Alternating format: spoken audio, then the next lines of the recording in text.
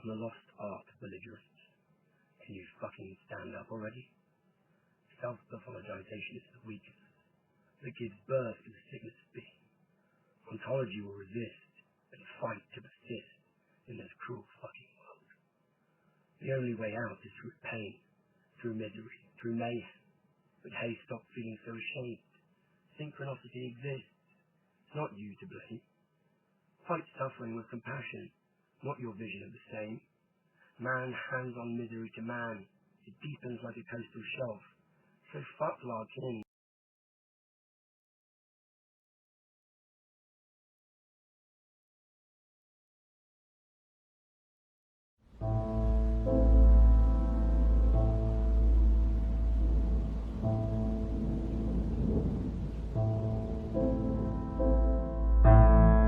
This be the verse by Philip Larkin.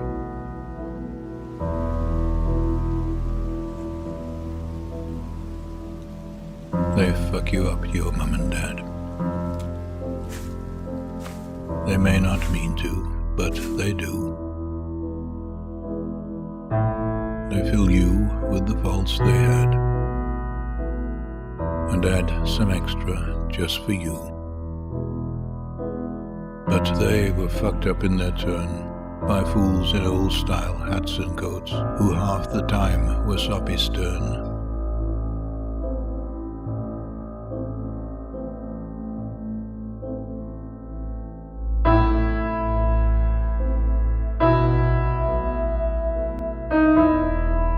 And half at one another's throats.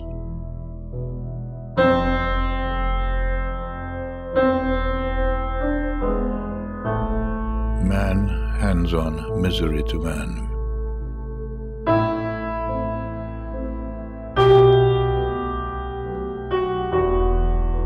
It deepens like a coastal shelf.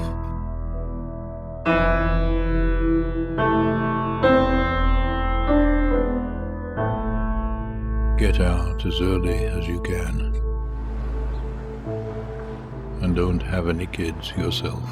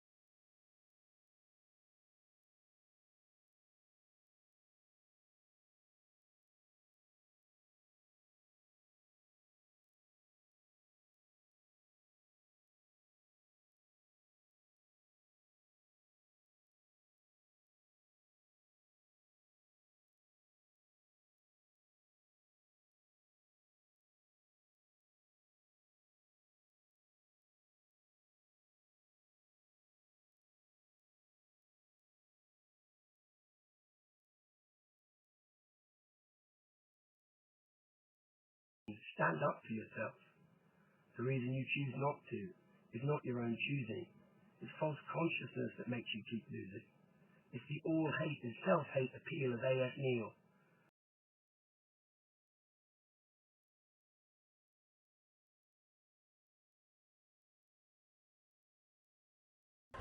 Freedom in Summerhill, my school, is doing what you like so long as you don't interfere with somebody else.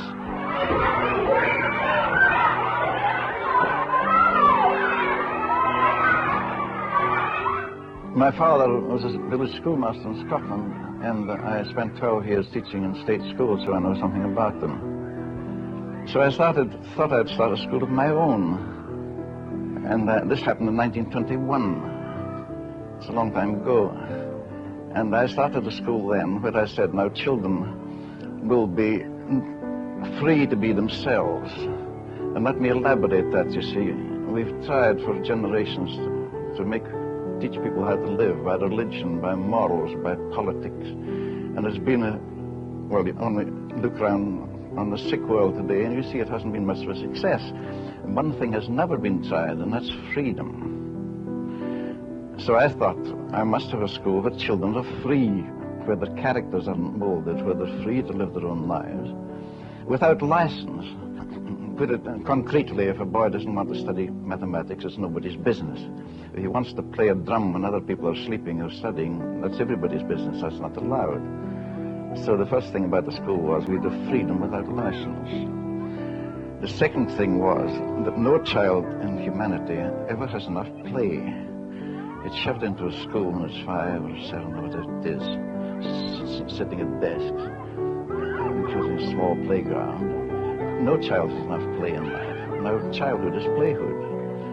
So I thought I'll have a school where children will be free to play as long as they like. They can play for 12 years if they want to, knowing quite well that the child gradually would come to associate play with work. But we didn't associate the two together. We didn't try to make play, to use the play for studying mathematics or something like that, which I think is quite unfair. So that's the second point about my school, that the child can play as long as he likes. And to be free, you must be free in all ways, so that we have no compulsory lessons. You don't need to go to lessons in Summerhill. You can stay away for years. No teacher ever says you should go to lessons. Well, I don't want to boast at all, but I think our results in these years have been pretty good. We've had quite a few university lecturers, we've got doctors, lawyers, no teachers. I think we've only had very few people want to be teachers. I think quite wise, I think. I think teaching is a neurosis, but still I'm a teacher. However, they were completely free to do what they liked, to play as long as they wanted. And the result was, when they came to work, they could do in 2 years, they could pass exams in 2 years, where they might have been 5 or 6 years at an ordinary school, cramming stuff they didn't believe in, they didn't like. So that's the 3 points of Summerhill: freedom to be yourself, not molded, freedom to play, and freedom in general.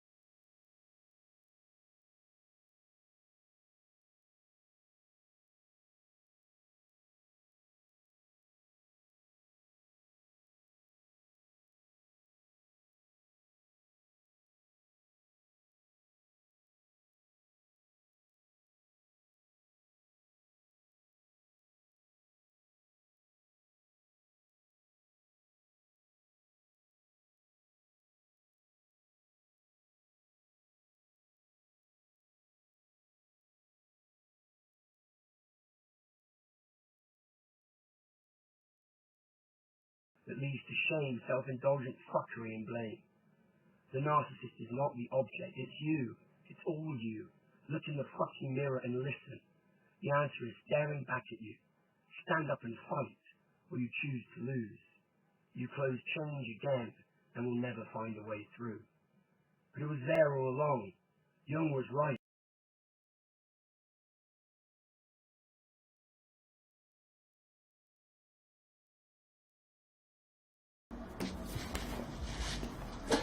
How much is that? 11.11.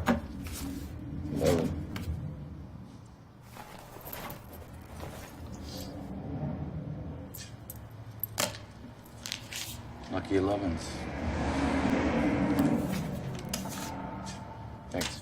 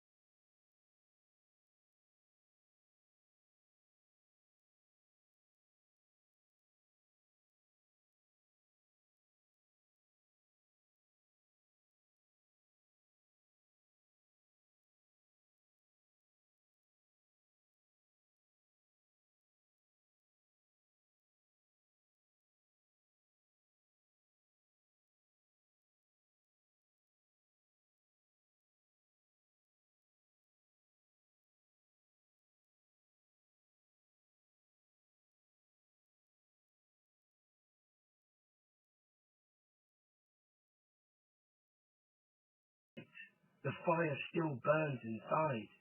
We just became too de-educated to decide that we were responsible for operating the universe outside of causality. Too fucking stupid to realize our self-hatred was the cause, not the effect, of a flawed society. That we must empower ourselves to change. But people run from synchronicity in fear. The possibility of more meaning petrifies us. So much so that we fight against it, transforming possibility into prison, into pain. It's not fucking rocket science, it never has been. The answer has been there all along. And I ain't no preacher, but R.D. Laing was right.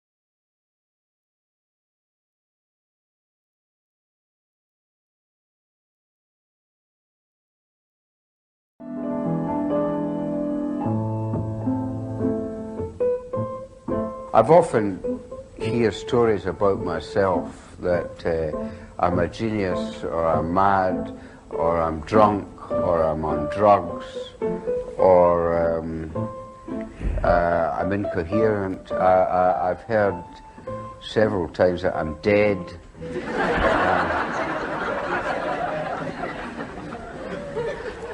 One woman came up to me recently and said, "Did you used to be R.D. Laing?"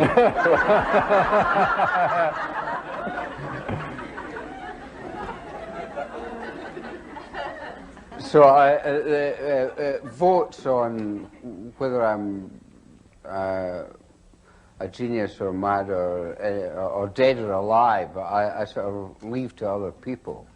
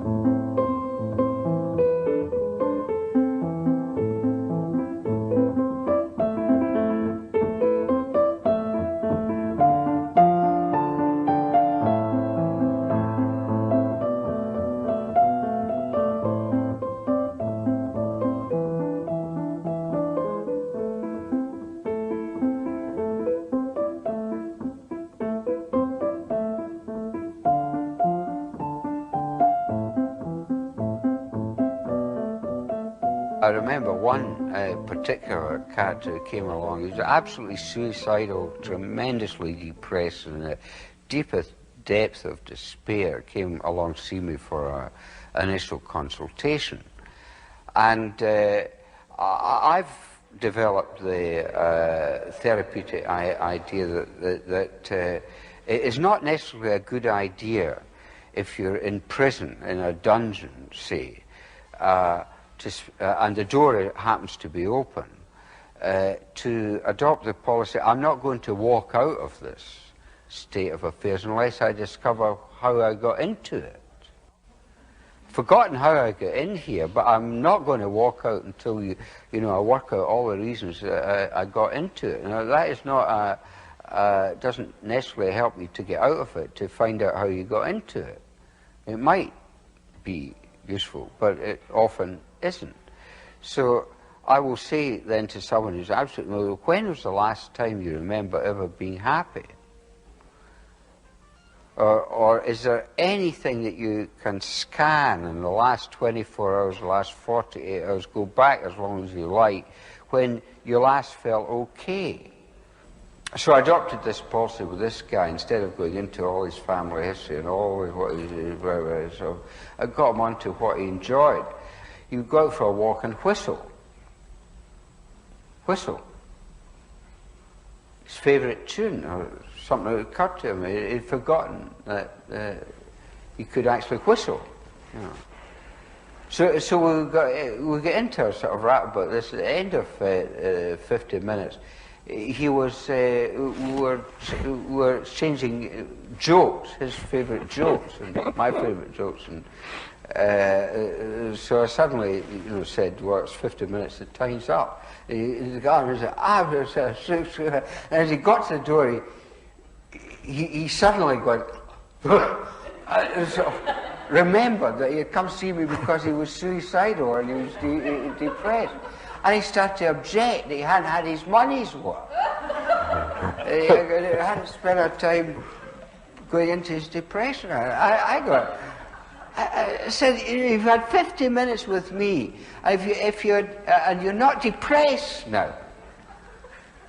Don't you think you might sort of go away and think about what happened between us, and such that you forgot about your depression for a bit, and the best way to keep depressed is to keep on thinking about your depression. You forget it if you can. And if you can't forget it, then all right, we'll have to go into it. Most of the people we meet are likely to be very, very frightened people whose so-called negative symptoms or positive symptoms or tokens of criteria of their disorder are defenses that they're putting up against their fear. So they might actually be so flipped out they're not aware that they're frightened, but we know that they are. So one of the things that one can at least do is to conduct oneself according to the ordinary ground rules of courtesy, politeness, and ways of showing the other person that you respect them as another creature and that you are not going to do anything to them that they don't want done to them. And even then, one's probably not going to do anything to them. One's harmless. That is not immediately apparent to the other person.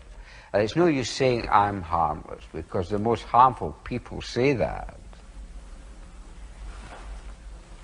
Trust me. Give me direct eye contact. I never trust anyone who asks me to trust them. The way that we attend to each other, the way that we treat each other, the way we treat each other is not reified as pills and things as treatment, but the treatment that we give someone is the way we treat that person. It should not be a noun, it should be an active verb. So the way we treat one another is the therapy.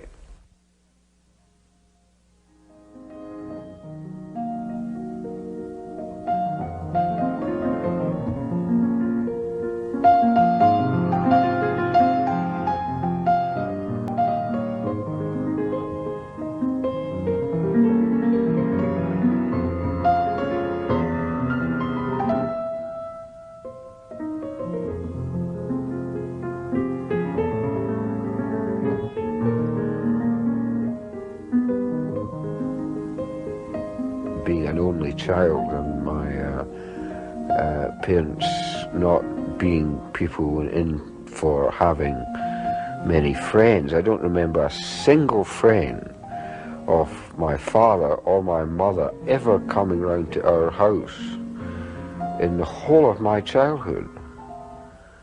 I don't remember ever being taken to anyone else's house by either my mother or my father outside of the family, ever. I can remember vividly when I was about 7 or 8, the first time I was ever in someone else's house outside of the family. A boy in my class at school, I went to his house, and another house, another world. Amazing to me. I've had I think that sort of childhood that I had has obviously sensitized me to this area of life more than maybe most other people are sensitized to this area. So it occasions me maybe the greatest consolations that I've had in life and the greatest pain that I've had in life have been in relationship to other people. I felt for years as a child in my immediate circumstances of living, I did not find among my fellow children or the adults around anyone who was a companion spirit, fellow spirit. This, of course, made me wonder whether there's something the matter with me or something the matter with the world, or is it just one of those things? Does everyone feel like that but don't talk about it? Or is it just me? So forth and so on. Well, music, more than anything else to begin with, was a connection with the heart of humanity. This is a control over the way people, our style of actually perceiving the world. Even though we're not breaking the law in any way in terms of the way we actually conduct ourselves, there's nothing criminal about our behavior. Our state of mind is regarded as undesirable and should be put a stop to. I gave a lecture a few years ago at the Bergholze Hospital, which was the hospital outside of Zurich where schizophrenia was first invented, to professors and medical staff. Junior staff were banned from the lecture as being too sensitive for them to be exposed to the be corrupted by the revolutionary and dangerous thoughts of Dr. Lang. Doesn't bother me to the extent of really getting me down, but it's an uncomfortable position to find myself in, and a potentially dangerous one for me. With us on Signature, Scottish-born psychiatrist R.D. Lang.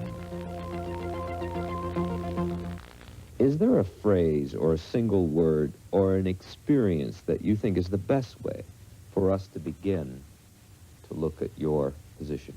If I can take a single word, I would prefer to call it suffering. Suffering and confusion, misery, consternation, bewilderment. Consternation, bewilderment, dreadful, hellish states of mind that people get into. So they're so paralyzed by their fear. People are afraid, more than anything else, I would say, of other people. Children and other people sometimes get on the other side of being socialized and so on. They become frightened, not of cats and dogs or of the sky falling down or falling through the earth. They become frightened of other people They become frightened of human beings. Now, if you're frightened of a human being, you cringe.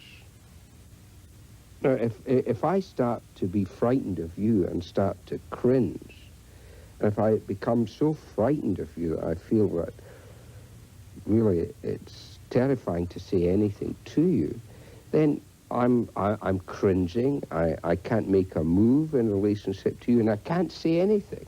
So from a psychiatric point of view, I'm suddenly a mute, catatonic, schizophrenic. So I get a guy coming in to see me, and he stands in front of me, and he's absolutely, he can't move and he can't say anything.